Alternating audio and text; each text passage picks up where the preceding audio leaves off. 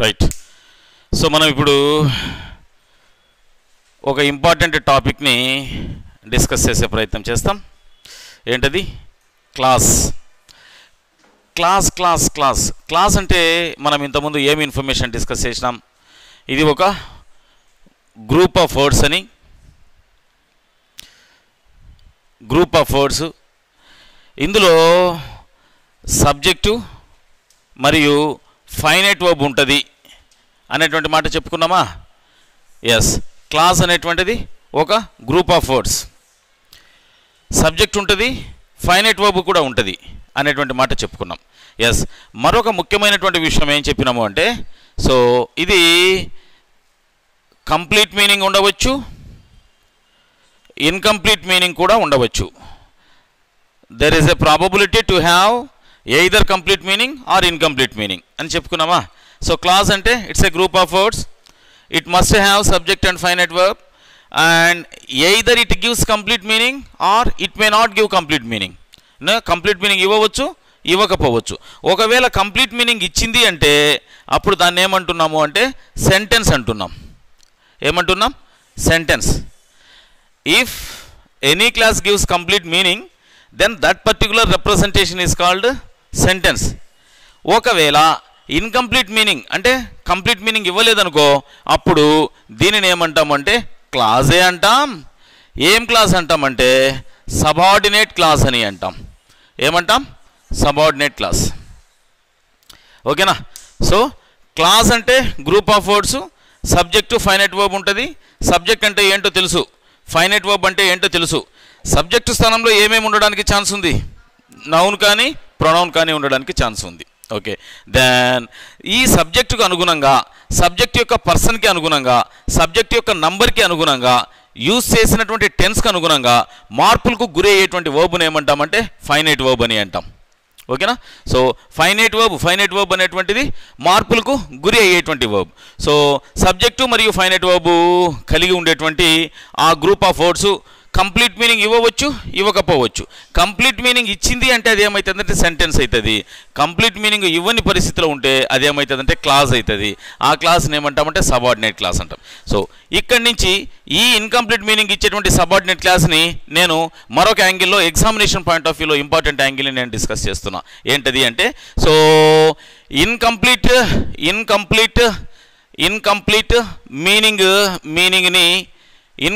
మీనింగ్ని provide చేసేటువంటి దానిని మనం ఏమంటున్నాం?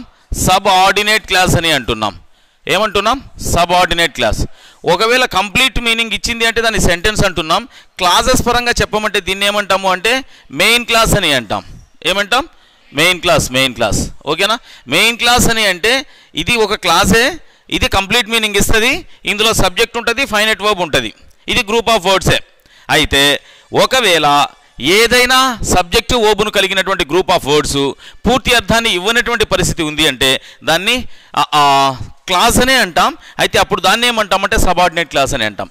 పూర్తి అర్థం దానికి ఉండదు, పూర్తి అర్థము లేనటువంటి ఈ రకమైన గ్రూప్ ఆఫ్ వర్డ్స్ని, అర్థం కోసం వేరే దాని మీద డిపెండ్ అయినటువంటి ఈ గ్రూప్ ఆఫ్ వర్డ్స్ని మనం సబార్డినేట్ క్లాస్ అని అంటాం. సో సబార్డినేట్ క్లాస్, ఈ సబార్డినేట్ క్లాస్నే మనం డిపెండెంట్ క్లాస్ అని కూడా అంటాం. ఏమంటాం? డిపెండెంట్ క్లాస్ అని కూడా అంటాం. ఓకేనా? So dependent class.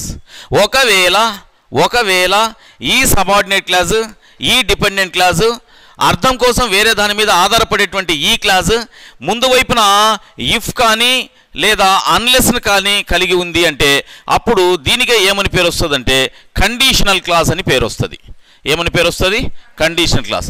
ఇప్పుడు కండిషనల్ క్లాస్ని మనం డిస్కస్ చేసేటువంటి ప్రయత్నంలోకి వెళ్తున్నాం. ఓకేనా? So group of words with subject and finite verb either with a complete meaning or incomplete meaning. If group of words with a subject and finite verb supplies a complete meaning, then it is called a sentence, simple sentence. Or clauses పరంగా చెప్పాలి అంటే దానిని ఏమంటామంటే main class అని అంటాం. Main class అంటే ఏం అర్థం చేసుకోవాలి అంటే it has its own meaning, it has no way to depend on others for the sake of meaning అని అర్థం చేసుకోవాలి. ఒకవేళ group of words subject finite వర్బ్ను కలిగి కంప్లీట్ మీనింగ్ను ఇవ్వక పూర్తి అర్థం కోసం వేరే దాని మీద ఆధారపడుతూ ఉండేటువంటి ఆ రిప్రజెంటేషన్ ఏమంటాము అంటే దాన్ని క్లాస్ అనే అంటాం. అర్థం కోసం వేరే దాని మీద ఆధారపడుతుంది కాబట్టి దాన్ని ఏమంటామంటే సబార్డినేట్ క్లాస్ అని అంటాం. ఈ సబార్డినేట్ క్లాస్ అర్థం కోసం ఇంకొక దాని మీద ఆధారపడుతుంది కాబట్టి దీనికి ఏమని పేరు అంటే డిపెండెంట్ క్లాస్ అని అంటాం. ఈ డిపెండెంట్ క్లాస్ అనేటువంటిది ఇఫ్ లేదా అన్లెస్ అనేటువంటి ఆ కంజంక్షన్స్తో ప్రారంభించబడింది. అంటే ఇఫ్ అన్లెస్ కంజంక్షన్సే కదా. ఏం కంజంక్షన్స్? ఇఫ్ అన్లెస్ ఏం కంజంక్షన్స్? Subordinate conjunctions. ఏం conjunctions? Subordinate conjunctions. If unless అనేటువంటి ఆ సబార్డినేట్ కంజంక్షన్స్తో సబార్డినేట్ కంజంక్షన్ ఆఫ్ కండిషన్ అని చెప్పి ఉన్నా నేను. సబార్డినేట్ కంజంక్షన్ ఆఫ్ కండిషన్ అని చెప్పి ఉన్నా. వేటిని? ఇఫ్ను మరియు అన్లెస్ని. వాటితో ప్రారంభించబడింది అంటే అదే సబార్డినేట్ క్లాస్ని మళ్ళీ ఏ పేరుతో పిలవచ్చు అంటే కండిషనల్ క్లాస్. ఓకేనా? ఇప్పుడు నేను కండిషనల్ క్లాస్ని చెప్పేటువంటి ప్రయత్నం చేస్తున్నా. ఓకే, సో క్లాసెస్లో ఉండేటువంటి రెండు రకాలను మనం తీసుకుంటున్నాం. Main class, subordinate class. If any subordinate class, subordinate class antene just you have to put in mind that it has no complete meaning, though it has group of words, though it has subject and finite verb, it has no complete meaning అనేటువంటి అర్థాన్ని మీరు తీసుకోవాలి. Okay, right. So ఇప్పుడు ఆ conditional క్లాస్కి సంబంధించినటువంటి ఇన్ఫర్మేషన్ని మనం డిస్కస్ చేస్తాం.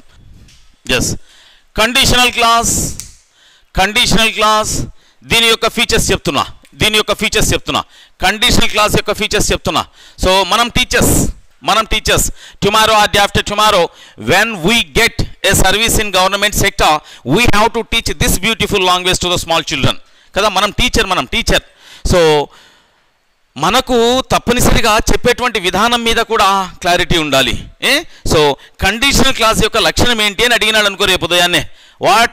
which of the below is a feature, a property, a characteristic of conditional class అని అన్నాడు అనుకోండి, అప్పుడు కూడా మీరు ఆన్సర్ చేయడానికి రెడీగా ఉండాలి. కండిషనల్ క్లాస్ యొక్క లక్షణం ఏంటి? నెంబర్ 1, ఇందులో సబార్డినేట్ కంజంక్షన్ ఉంటుంది.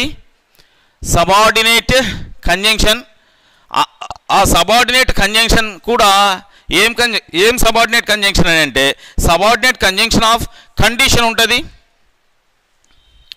సబార్డినేట్ కంజంక్షన్ ఆఫ్ కండిషన్ ఉంటుంది.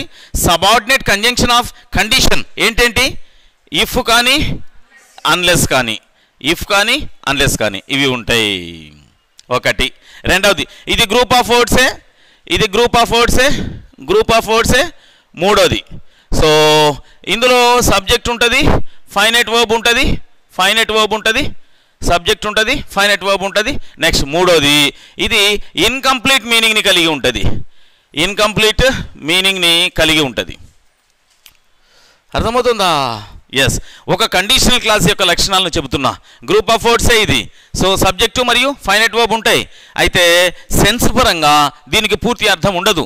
ఇది అర్థం పరంగా వేరే దాని మీద ఆధారపడి అర్థాన్ని తీసుకోవాల్సి ఉంటుంది. ఏంటది? కండిషనల్ క్లాస్ అనేటువంటిది. ఎస్, ఈ కండిషనల్ క్లాస్కి ఉన్నటువంటి ఈ లక్షణాలు. Next, subordinate conjunction of కండిషన్ని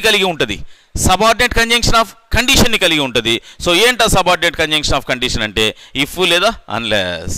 okay, చూడండి, ఇఫ్ అంటే అర్థం ఏంటి అంటే అయితే అని. అయితే. అన్లెస్ అంటే అర్థం ఏంటి అంటే కాకపోతే. అంటే అన్లెస్ని దేంతో ఈక్వేట్ చేయొచ్చు మనం? ఇఫ్ ప్లస్ నాట్తో ఈక్వేట్ చేయొచ్చు. If plus not. అర్థమవుతుందా? ఇఫ్ అంటే అయితే, అన్లెస్ అంటే కాకపోతే. అన్లెస్ని దేనితో ఈక్వేట్ చేయొచ్చు? ఏ రిప్రజెంటేషన్స్తో ఈక్వేట్ చేయొచ్చు అంటే ఇఫ్ ప్లస్ నాట్. అంటే ఇఫ్ పక్కనే రాదు, నాటు. ఇఫ్ వస్తుంది, ఆ తర్వాత నాట్ కూడా ఆ రిప్రజెంటేషన్లో వస్తే అప్పుడు ఈ రెండింటి కాంబినేషన్ దేనికి ఈక్వల్ అవుతుంది అంటే అన్లెస్కి ఈక్వల్ అవుతుంది.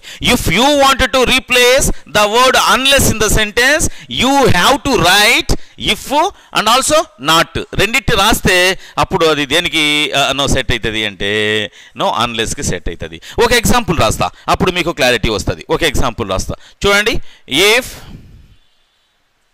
యూ రన్ ఫాస్ట్, మీరు వేగంగా పరిగెత్తినట్లయితే యూ విల్ విన్, మీరు గెలవడానికి ఛాన్స్ ఉంది.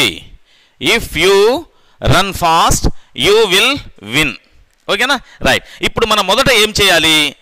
As the knowledge of hours is concern, ఇప్పటి వరకు మనకు ఉన్నటువంటి నాలెడ్జ్ని బేస్ చేసుకొని మనం గమనించాల్సింది ఏంటి అంటే, సో మనం చేయవలసినటువంటి పని ఏంటి అంటే, నౌ యూఆర్ లర్నింగ్ ఫేజ్ కదా, ఇంకా పర్ఫెక్షన్ రాలే మనకి. కాబట్టి ఇచ్చినటువంటి సెంటెన్స్లో సబ్జెక్ట్ ఉందా? ఉంది. సో వర్బ్ ఉందా? ఉంది. సో ఇందులో సబ్జెక్ట్ ఉందా? ఉంది. ఇందులో వర్బ్ ఉందా? ఉంది. ఎస్, సబ్జెక్టు వర్బ్స్ రెండింటిలో ఉన్నాయి. అయితే ఈ సెంటెన్స్లో ఎన్ని క్లాజెస్ ఉన్నాయని అడగడానికి ఛాన్స్ ఉంది. మనం కండిషనల్ క్లాస్ గురించే డిస్కస్ చేస్తున్నాం, కానీ రేపటి ఎగ్జామినేషన్లో a sentence will be given, just you have to find the number of clauses. నేను ఆల్రెడీ చెప్పి ఉన్నా, the number of clauses in the sentence are equal to number of finite verbs అని చెప్పి ఉన్నా. అసలు ఈ వర్బ్ ఫైనైటా కాదా? ఫైనైటా కాదా చూద్దాం. ఒకవేళ ఇక్కడ యూ కాకుండా హీ ఉన్నిందనుకో, రన్ ఏమవుతుంది? రన్స్ అవుతుంది. కాబట్టి సబ్జెక్టు మారినప్పుడు వర్బ్ మారుతోంది అంటే ఇది ఫైనైట్ వర్బే. రైట్, ఇక్కడ కూడా రండి, ఇక్కడ కూడా రండి. You will win, you will win. Okay, ఒకవేళ ఐ వచ్చింది అనుకుందాం, సో విల్ కాస్త ఏం కావచ్చు? షెల్ కావడానికి ఛాన్స్ ఉంది.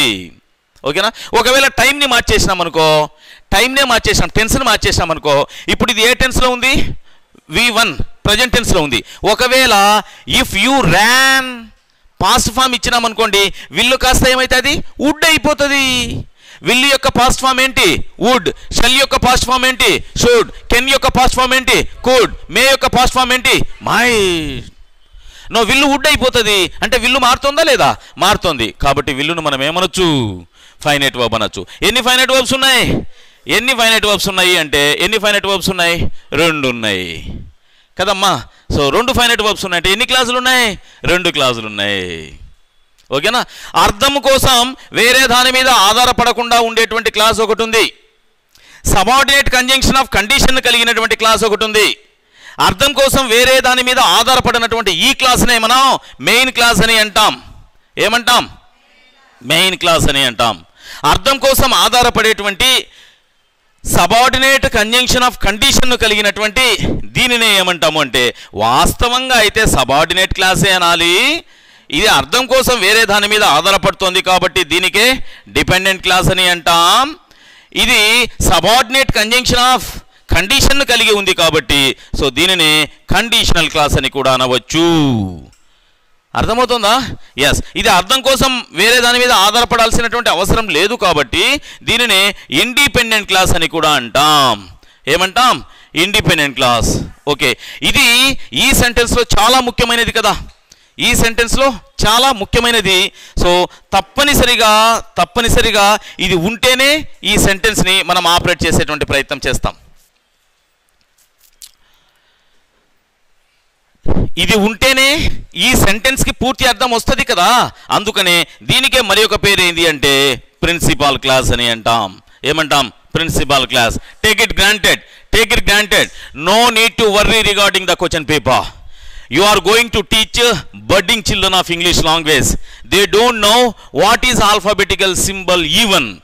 ఏబిసిడీలు కూడా తెలియనటువంటి పిల్లలకి టీచ్ చేయడానికి మీరు వెళ్తున్నారు కాబట్టి మీకు మ్యాక్సిమైజ్డ్ ఎక్స్పర్టైజ్డ్ ఏరియా నుంచి ప్రశ్న రావడం కంటే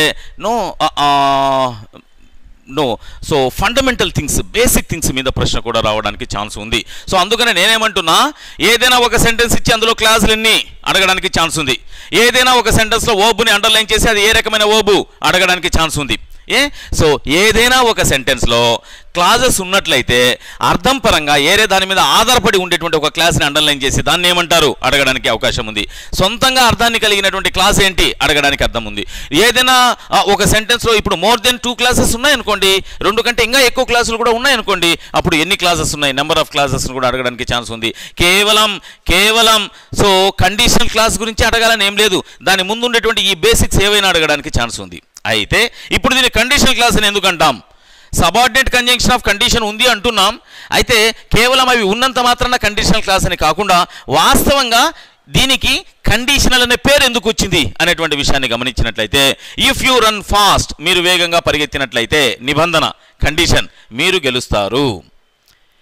ఇఫ్ యూ రన్ ఫాస్ట్, మీరు వేగంగా పరిగెత్తినట్లయితే సో మీరు గెలవడానికి ఛాన్స్ ఉంది. ఒకవేళ మీరు వేగంగా పరిగెత్తకపోయినట్లయితే మీరు గెలవలేరు. If you run fast you will win. Unless you run fast you will not run. ఓహో, so unless is equal to if plus not కదా.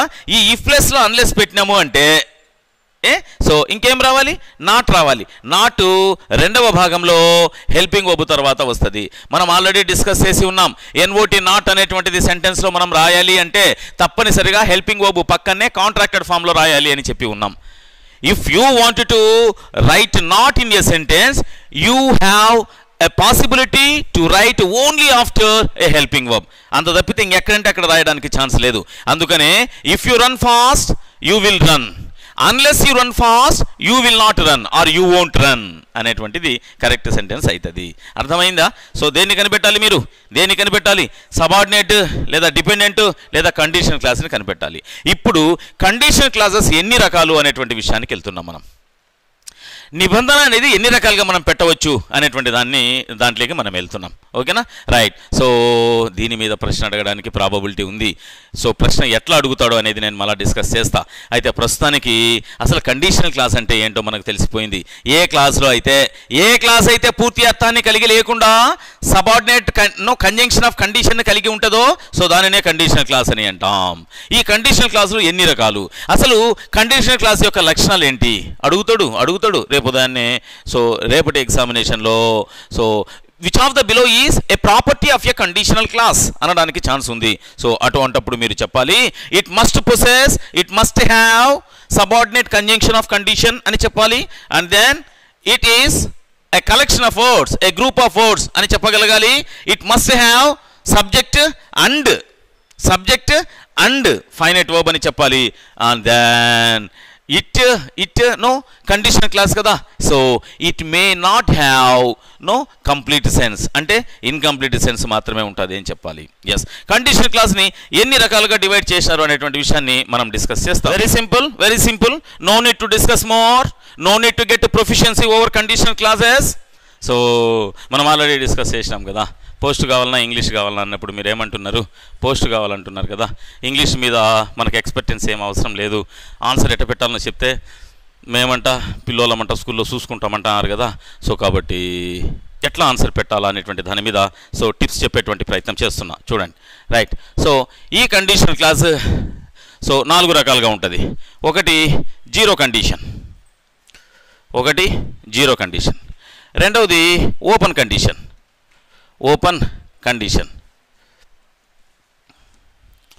సో మూడవది imaginary condition.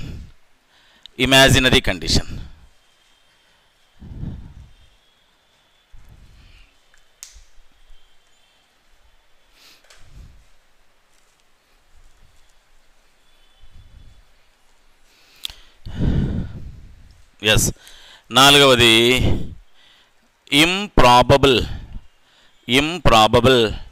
Condition. These are the 4 conditions which you have to put in mind. No రేపటి ఎగ్జామినేషన్లో వీటి మీద ఎలా ప్రశ్న అడుగుతారో నేను మళ్ళీ డిస్కస్ చేస్తా. మొత్తానికి ఎన్ని రకాల కండిషన్స్ ఉన్నాయి అనేటువంటి విషయాన్ని చెప్తున్నా. జీరో కండిషన్ అంటే నో కండిషన్ అనే కదా. జీరో కండిషన్ అంటే నో కండిషన్ లేదనే. చూడండి. సో ఇది ఎలా ఉంటుంది అంటే if baby is hungry, so పాప ఆకలితో ఉందనుకోండి, షీ క్రైస్, ఆమె ఏడ్చేటువంటి అవకాశం ఉంది. యాడ కండిషన్ ఉంది? No, if baby is hungry, so పాప ఆకలితో ఉన్నప్పుడు ఏడుస్తుంది. దీని అర్థం పాప ఆకలితో ఉన్నప్పుడు ఏడుస్తుంది. నో, సో ఇక్కడ particular condition is not representing. ఇందులో కండిషన్ లేదు. ఆకలితో ఎప్పుడు ఏడుస్తుంది అంటే ఆకలితో ఉన్నప్పుడు ఏడుస్తుంది. సో ఇది ఒక రీజన్, ఇది దాని యొక్క కాన్సిక్వెన్స్. ఇక్కడ కండిషన్ని మనం క్లియర్గా చెప్పట్లే. సో వాటిని కూడా చూసిన తర్వాత కండిషన్ ఉందా లేదా అనేటువంటి విషయాన్ని మీరు క్లియర్గా అర్థం చేసుకోగలుగుతారు. సో జీరో కండిషన్కి ఓపెన్ కండిషన్కి ఏంటో డిఫరెన్స్ చూడండి. So if you prepare well, మీరు బాగా ప్రిపేర్ అయినట్లయితే you will get a service, మీకు తప్పనిసరిగా పోస్ట్ రావడానికి ఛాన్స్ ఉంది. If you prepare well you will get a service. చూడండి, ఇక్కడ ఒక రీజన్ చెప్పినాం, ఒక కారణం చెప్పినాం, ఇక్కడ దాని యొక్క ఫలితం చెప్పినాం, దాని యొక్క కాన్సిక్వెన్స్ చెప్పినాం. ఇక్కడ చూడండి, if you prepare well. So ఇక్కడ కండిషన్ వచ్చింది, ఇక్కడ కండిషన్ వచ్చింది. అయితే ఇది ఎందులో ఉంది? Subject if plus subject plus V1 plus కొన్ని పదాలు, పక్కన తప్పనిసరిగా కామా ఉంది. You will get a service, subject plus will కానీ షెల్ కానీ ప్లస్ V1 ప్లస్ కొన్ని పదాలు. స్ట్రక్చర్ ఒకసారి చూడండి. ఓపెన్ కండిషన్, మీరు బాగా చదివితే మీకు పోస్ట్ వస్తుంది. ఓపెన్. సో ఇది కండిషన్. అయితే ఓపెన్ కండిషన్లో సెంటెన్స్ యొక్క స్ట్రక్చర్ ఎలా ఉంటుంది అంటే, so if plus subject, so plus V1 ఉంటుంది. V1 so either base form or S or ES ఏమైనా ఉండడానికి ఛాన్స్ ఉంటుంది. ఏముంటుంది అనేది దేని మీద ఆధారపడి ఉంటుంది అంటే సబ్జెక్ట్ మీద ఆధారపడి ఉంటుంది. దేని మీద ఆధారపడి ఉంటుంది? సబ్జెక్ట్ మీద ఆధారపడి ఉంటుంది. ఓకే, ఇది ఫస్ట్ పార్ట్లో, మొదటి భాగంలో అంటే కండిషనల్ సెంటెన్స్లో. ఇక రెండవ భాగంలో అంటే మెయిన్ క్లాస్లో వర్డ్స్ ఎలా ఉంటాయి అంటే సబ్జెక్ట్ ఉంటుంది, విల్లు కానీ షెల్ కానీ ఉంటుంది, ఆ తర్వాత V1 ఉంటుంది. విల్లు షెల్లు అనేటువంటి వాటిని మోడల్ వర్బ్స్ అని అంటాం కదా. ఇంగ్లీష్ లాంగ్వేజ్లో మోడల్ వర్బ్స్ తర్వాత మెయిన్ వర్బ్ రావాల్సి వస్తే మెయిన్ వర్బ్ యొక్క రూపం ఎలా ఉంటుంది? తప్పనిసరిగా V1 బేస్ ఫామ్లోనే ఉంటుంది. సో ఇక్కడ విల్లు తర్వాత వచ్చేటువంటిది ఇది ఖచ్చితంగా బేస్ ఫామే ఉంటుంది. ఇక్కడ సబ్జెక్టు ఆధారంగా ఎస్ కానీ ఈఎస్ కానీ కలపబడినప్పటికీ కూడా రెండవ భాగంలో అంటే మెయిన్ క్లాస్లో తప్పనిసరిగా V1 బేస్ ఫామే ఉంటుంది. ఎందుకంటే ముందు వైపున ఒక మోడల్ ఉంది కాబట్టి, మోడల్ వర్బ్ ఉంది కాబట్టి. ఇది ఓపెన్ కండిషన్. ఎస్. సో ఇక నేను థర్డ్ వన్ ఇమాజినరీ కండిషన్కి వెళ్తున్నా. So if I were a bird, నేనే పక్షినైతే, if I were a bird నేనే పక్షినైతే, I would fly, నేను ఎగిరిపోతా, ఇక నడవను. if I want to go Hyderabad, no need to travel by bus, ఈ నుంచి అడిగి ఎగిరిపోతా. Okay, right. సో నేను పక్షిని అయ్యేదిలే, ఎగిరేదిలే. Purely imaginary condition. If I were the chief minister of Andhra Pradesh, I would give a service to everyone in Kadapa district. నేను chief minister అయ్యేదిలే, మీకు post ఇచ్చేదిలే. కంప్లీట్గా imaginary condition. అర్థమవుతుందా? ఒక్కసారి స్ట్రక్చర్ చూడండి. ఇఫ్ సబ్జెక్టు పాస్ట్ ఫామ్లో ఉంది, ఐ తర్వాత ఏమొచ్చింది? వర్ వచ్చింది ఇక్కడ. సో ఐ తర్వాత సాధారణంగా ఏం రావాలి? వాస్ రావాలి. ఐ తర్వాత ఐ సింగులర్ రిప్రజెంటేషన్ కదా, ఐ తర్వాత ఏం రావాలి? వాస్ రావాలి. కానీ ఇమాజినరీ కండిషన్లో ఐ తర్వాత ఏమొస్తుంది? వర్ వస్తుంది. ఇది కూడా ఇంపార్టెంట్ పాయింట్, గుర్తుంచుకోవాల్సినటువంటి పాయింట్. సాధారణంగా పాస్ట్ రెఫరెన్స్ అయితే ఐ అనేది సింగులర్ సబ్జెక్టు కదా, దాని తర్వాత ఏమొస్తుంది? వాజ్ వస్తుంది. అదే ప్రజెంట్ టెన్స్లో అయితే ఏమొస్తుంది? యామ్ వస్తుంది. ఐ తర్వాత ఏమొస్తుంది? యామ్ వస్తుంది. పాస్ట్ టెన్స్లో వాజ్ రావాలి. కానీ ఇక్కడ ఏమొచ్చింది? వర్ వచ్చింది. వర్ ఎప్పుడు వస్తుంది? ఐ తర్వాత ఇమాజినరీ కండిషనల్ క్లాస్లో ఇమాజినరీ కండిషన్లో వస్తుంది. ఇది కూడా చాలా ఇంపార్టెంట్ పాయింట్, రేపటి ఎగ్జామినేషన్లో రావడానికి ఛాన్సెస్ ఉంటుంది. చూడండి, ఇక్కడ if plus subject plus V2 లేదా past form of be form. So were వచ్చింది. సో ఆ తర్వాత ఏవో పదాలు వచ్చినాయి. సో ఇక్కడ చూడండి, సబ్జెక్ట్ ఇక్కడ మనకేముండే? విల్ ఉండే కదా. సో ఇక్కడ ఏముంది? వుడ్ ఉంది. అంటే ఇది కూడా పాస్ట్ ఫామ్ వస్తుంది. అండ్ దెన్ ఇక్కడ యాజ్ యూజువల్ V1 బేసే ఉంటుంది. విల్ వచ్చినా, వుడ్ వచ్చినా, షల్ వచ్చినా, షుడ్ వచ్చినా, కెన్ వచ్చినా, కుడ్ వచ్చినా, మే వచ్చినా, మైట్ వచ్చినా, దాని పక్కన వచ్చేటువంటి మెయిన్ వర్బ్ తప్పనిసరిగా V1 బేస్ ఫామ్లోనే ఉంటుంది. యాస్. ఓహో, గుర్తుంచుకోవాల్సినటువంటి విషయం ఏంటి? No, if there is no condition, there will be no helping verb in the second part. I repeat, if there is no condition, there will be no helping verb in second part. Main class lo helping verb ఉండదు.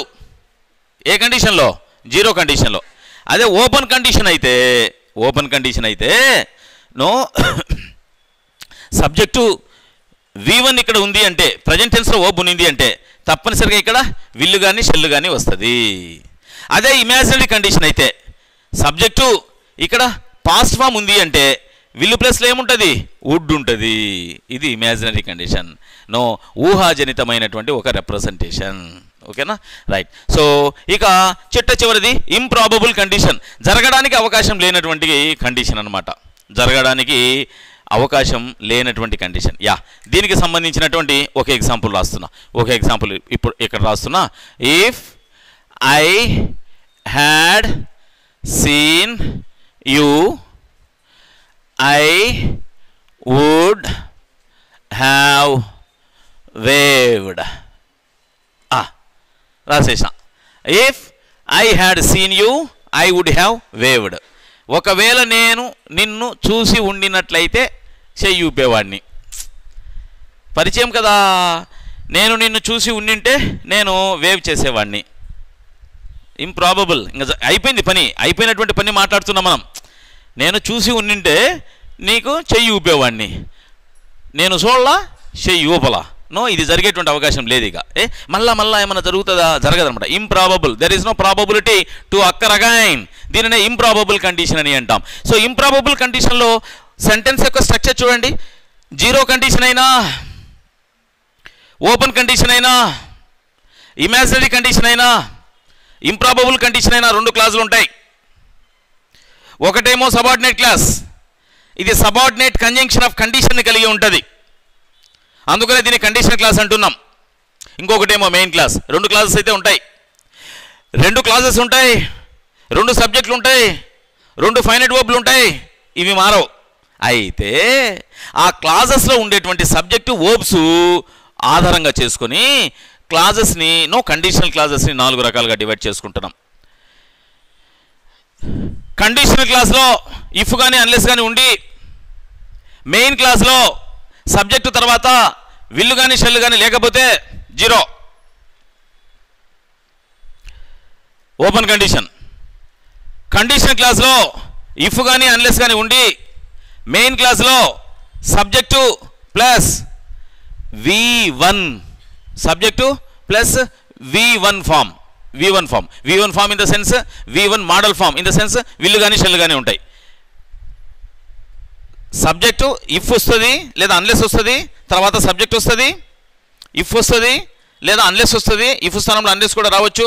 So if వచ్చి subject వచ్చి V1 వచ్చింది అంటే main క్లాస్లో subject వస్తుంది, విల్లు కానీ shall కానీ వస్తుంది, దాని తర్వాత V1 బేస్ ఫామ్ వస్తుంది, ఓపెన్. ఓకేనా, రైట్. చూడండి ఓపెన్ కండిషన్ మళ్ళీ చెప్తున్నా. So if plus subject plus V1 present tense of the verb వచ్చింది అంటే ఇక్కడ సబ్జెక్టు ప్లస్ విల్లు కానీ షెల్ కానీ plus V1 base form. Will shall తర్వాత ఎప్పటికీ బేస్ ఫామే రావాలి. ఇది ఓపెన్.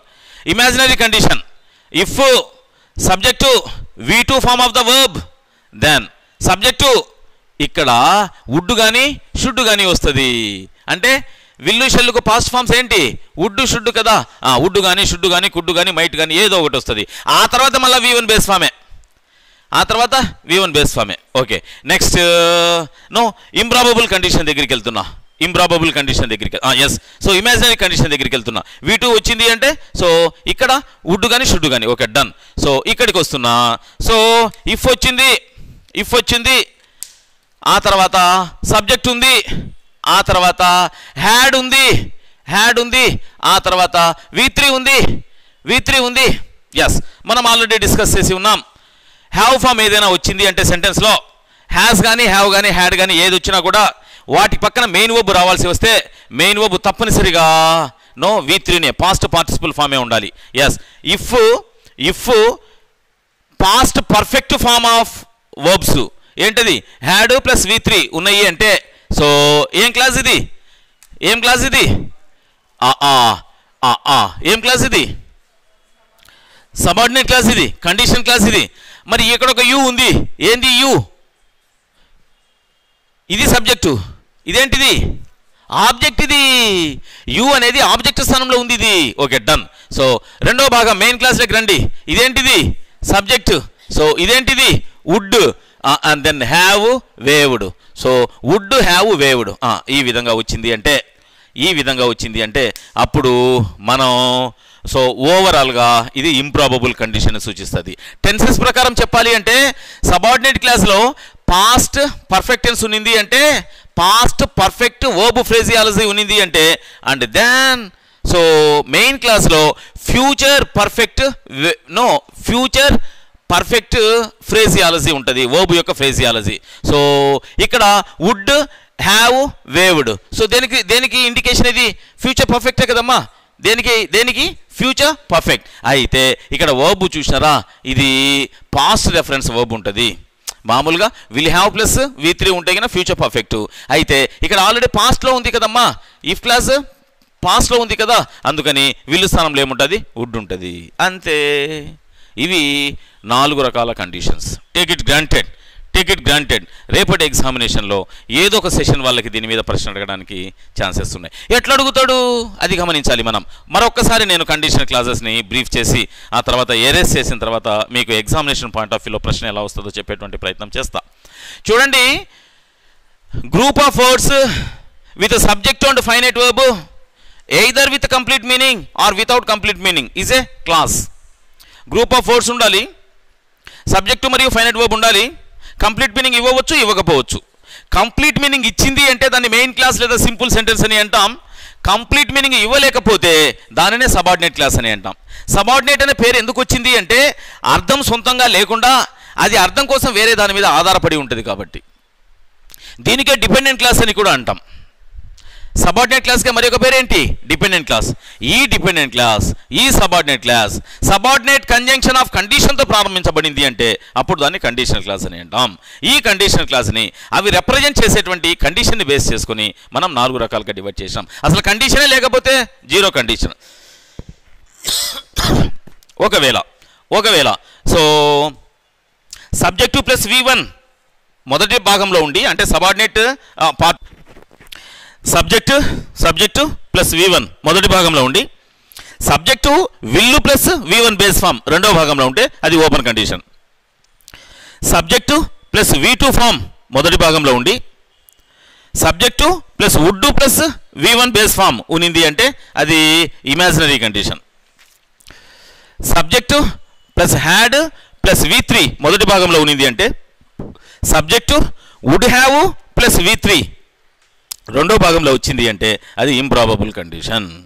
రైట్. రేపటి ఎగ్జామినేషన్లో ప్రశ్న ఎలా ఇస్తాడు అంటే ఇక్కడ మనం ఏవైతే అండర్లైన్ చేసి ఉన్నామో 2 క్లాజెస్లో సబ్జెక్టు వర్బుల్ని అండర్లైన్ చేసాం కదా, ఈ అండర్లైన్ చేసినటువంటి ఆ బ్లాంక్లో ఏదో ఒక వర్డ్ని స్కిప్ చేసేస్తాడు, ఈడ వర్డ్ని తీసేస్తాడు. ఇప్పుడు మీరు పెట్టాలి ఆప్షన్స్లో కింద ఉన్నటువంటి ఆప్షన్స్ని బేస్ చేసుకొని అక్కడ యామ్ వస్తుందా, వాజ్ వస్తుందా, వర్ వస్తుందా అని అంటాడు. మీరు ఎలిమినేషన్ ప్రాసెస్లో భాగంగా ఇక్కడ ఏముంది? వుడ్ ఉందా? పాస్ట్ ఫామ్ ఆఫ్ విల్ కదా ఇది, కాబట్టి ఎటువంటి పరిస్థితిలో ఇక్కడ యామ్ రాదు అని డిసైడ్ అయిపోవాలి. ఇక వాజ్ వస్తుందా, వర్ వస్తుందా?